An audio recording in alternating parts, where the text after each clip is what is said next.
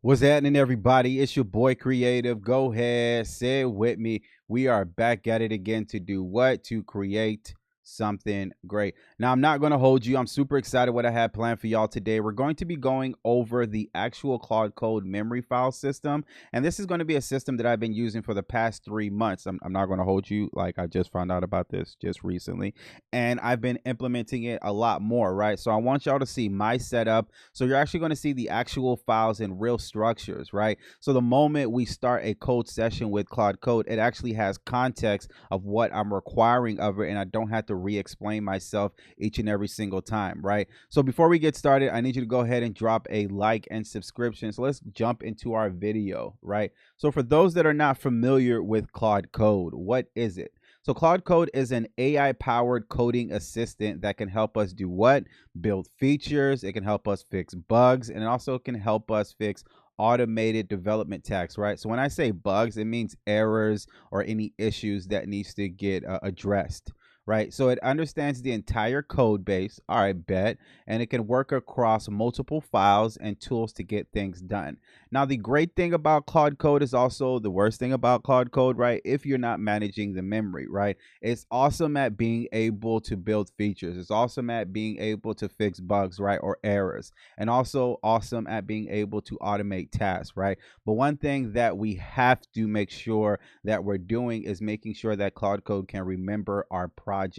And the way we're going to be doing that is we're giving Claude Code persistence instructions with Claude.md files.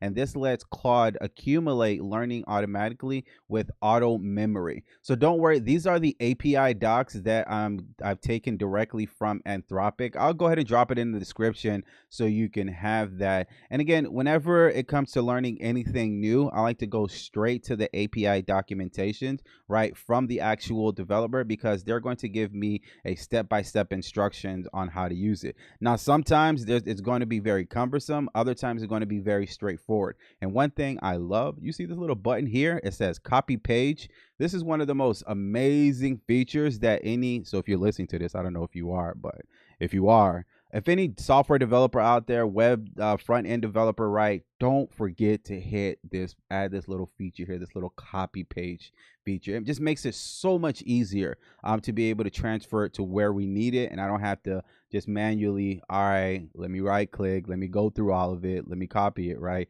Instead of that, I could just hit this copy button. All right, that's my little soliloquy. So let's keep going so we can understand the actual how Claude memory system works. And then once we understand it, we're going to jump straight into Cursor. And with inside Cursor, we're going to be running Claude Code, right? So each Claude session begins with a fresh context window. So what is a context window? Context window, I've heard it said before, and again, I'm not the first one to say it, but I've heard it said before, and I forget where, that context window is going to be the new gold, meaning that whenever you have a new conversation with Claude Code, you want to be able to make sure that you're managing the tokens, right? And one way to make sure that you're managing it is being able to use different MCP servers. One of the MCP servers that I use is JCode Munch. This handily, right, being able to make sure that I can get as much out of the sessions as possible. But don't worry, I'm going to go over this a little bit later. I also use MCP Vault in addition to that, but these are for different videos that we're going to go over. Let's stick to why we're here, right? So they're going to carry out two mechanisms. It's going to carry knowledge across the session. There's going to be the Claude.md file. This is the instructions we write to give Claude persistent context. And then there's going to be the auto memory. Note, Claude writes itself based on the corrections and the preferences. So Claude memory versus auto memory, right? So the Claude.md file, Claude has two complementary memory systems. Both are loaded at the start of every conversation. Claude treats them as context and not enforced configurations. The more specific and concise your instructions, the more consistent Claude follows them. And I'm going to say, I was going to give another soliloquy, but let me just keep going.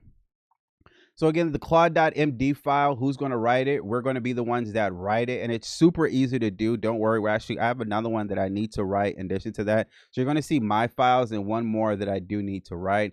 What it contains are the specific instructions and the rules. An example of an instruction can be, all right, for the duration of this sprint, right, this coding sprint, I want to make sure that you use no more than 212 total tokens per output, right? So we can manage the what? Manage our context window, right? And there's going to be rules. An example of a rule can be, I want you to use skills, right? And whenever you use this skill, I want you to cite when you use this skill.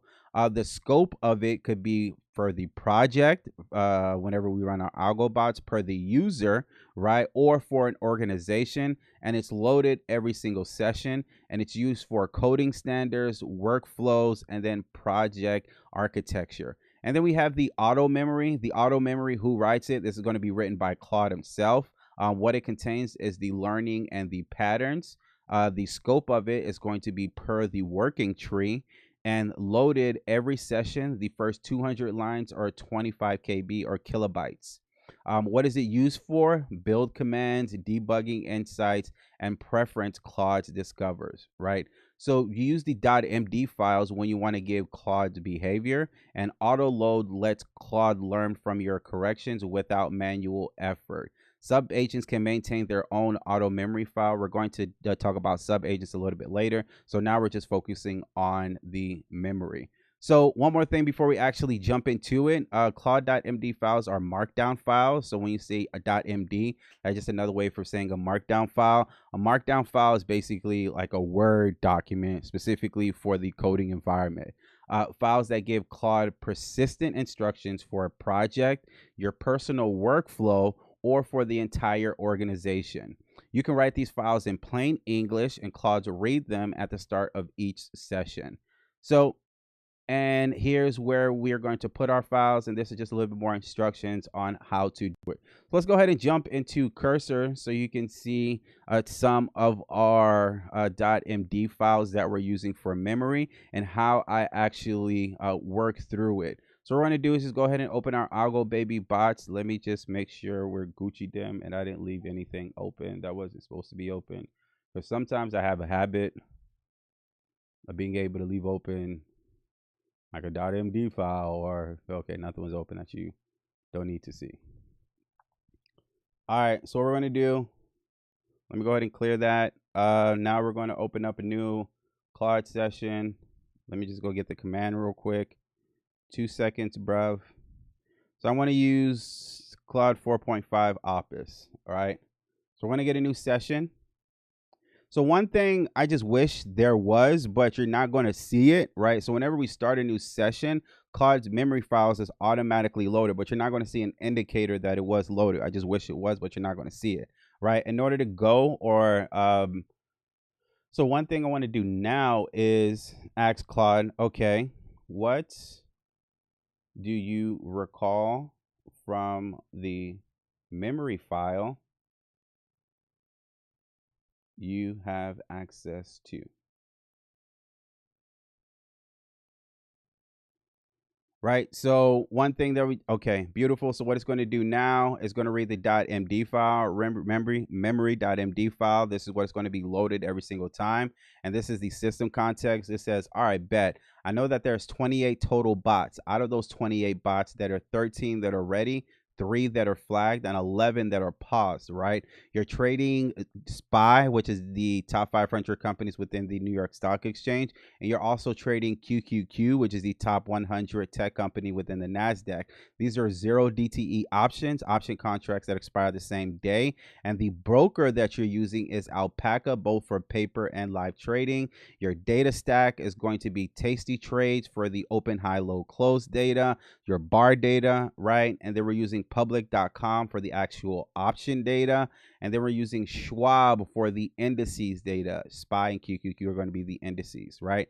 The MCP tools that we're using, remember I told you, J-Code Munch. J-Code Munch has single-handedly being able to stretch out my usage when it comes to Claude. And I'm going to make a video specifically on these two MCP servers. But just so you can know, and I will drop a link for them in the description. So J-Code Munch allows us to be able to go through each one of our single files, and Claude has context of what it is without actually reading it. And again, once we get into that video, you can understand a little bit more. And then MCP Vault has our .md files, right? So J-Code Munch, you can't have any .md files. So I was like, all right, bet I need a way to have both of these run together. So I have MCP Vault that runs in tandem with them, right? So these are some critical patterns that it's noticed, right? The anti-chasing, principal golden rule, and then our data provider circuit breaker, a couple of gotchas, and then the reference files here.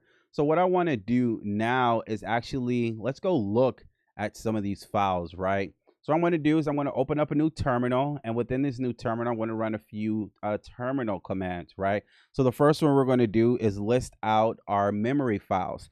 So as we told you before, the first memory file is the one that Claude just spat out. This is the one with all of our rules, instructions, what we want to be able to do, right? Then it's going to be the memory SOP, which is the standard of operations, right?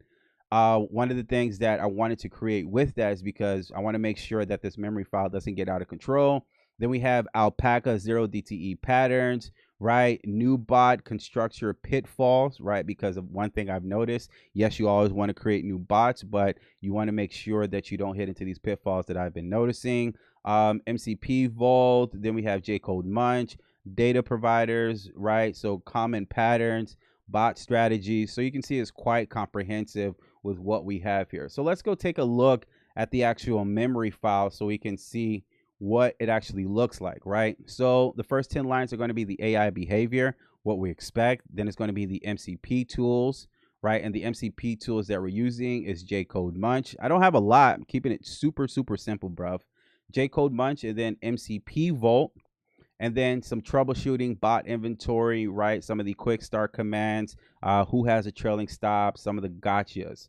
So let's actually walk through and actually see the memory file, right? So last it was updated was March 31st. All right, bet that makes sense. So it's been about a week that has been updating last Tuesday, if I get my dates correctly. But let's keep going. Because I'm recording this April 7th, 2026, whenever I'm saying this. I almost said 2027. That's funny. All right, and it has the number of bots. So I'm not going to read most of these stuff. So one thing that I do love is, you see this here? You are a senior Python developer, right? You also have quantitative system engineering specializing in 0 DTE option trading systems for SPY and QQQ, Alpaca Broker, Tasty Trades, and Public.com, and Schwab Data Stack, right? So this is loaded every single time. So I'm setting the context. This is our rules, right? Don't go over 228 tokens. Your hard cap is 328. If ever over 228, begin with the justification. Skills, check for relevant skills before a response, and then cite at the top. This is a skill that I use. The MCP servers that we have, that what it uses and what it does. And again, more on this a little bit later. I want to keep this video a little bit more concise, right? So we can actually focus on the memory and how we make sure that Claude is able to consistently remember what we do. So a little bit more of our bot inventory, right? Who's working, who's paused, and things of that sort. A couple of the quick start commands so it can understand it. Where I gave it, all right, this is my Conda environment. And what is a Conda environment? A Conda environment is like a garage, right, for all of the Python libraries that you're going to need. And for any Algo option bots, we have all the Python the Python libs in here. So I gave the instructions, all right, bet you're going to need that. An example of a quick start. And you also use the let's go.md for any other bot quick start commands, some critical patterns, right? So you can see it's quite comprehensive, bro. Critical gotchas, right? Market hours. Yes. Don't forget that it is the artificial of intelligence. Don't let that trip you up, right? So what I want to do now, and let's go over a few of our pricing audits from 2026, right? This table shows that 9 out of every 12 bots with bugs, and the golden rule fix that we actually implemented here. So let me go ahead and open up that file. So I'm going to run a cat command with that file so you can actually see it. So the last time that this was updated was February 2026. So what this showed is that 9 out of 12 bots, 75%, had a pricing bug, and this pricing bug cost me damn near 17 to 19,000 a year if I didn't fix it. Right. So yes, I want to fix it, but I also want a memory file such that whenever I have new bots coming after it, it can understand. All right, bet. How do you get into an option, right? You're going to use the ask price to get into an option. How do you get out of an option? You're going to use the bid price to get out of an option. And I know it sounds super simple, bro, but when it comes to being able to use agentic systems, you want to have a few redundancies in place, right? So this is a bug that it found, what not to do, and this is what to do, right? And this is the audit of everybody that I already had to do, and these are some of the key lessons learned. And let's go look at our afternoon bot. It's called MIDAS, and some of the items that are within there, right? So you can see every memory file, right? New bot construction pitfalls, right? The constructor signature gotcha was wired into new bots, preventing the 6 blocker pattern that hit MIDAS on March 22nd of 2026. When creating a new bot, these constructors mismatches are the #1 startup blocker verified on March 22nd, 2026 during MIDAS's build. Why? MIDAS has 6 constructor mismatches that all manifested as type errors on the first run. The API inventory doc exists, but it's easy to miss when wiring the init, right? How to apply, first run any new box, then verify their signatures, right? So one of the things that I just want to be able for y'all to take away from this is a memory file, right? Is for us to be able to make our sessions with Claude Code a lot better, right? So when it comes to actually breaking down what we expect, there's no, like, I don't have to re-explain this each and every single time. It understands what I need. I also have something cool in here as well. What is the market context, and how and what economic events are planned for today, and what happened? Explain to us with an analogy, and make sure you follow the rules.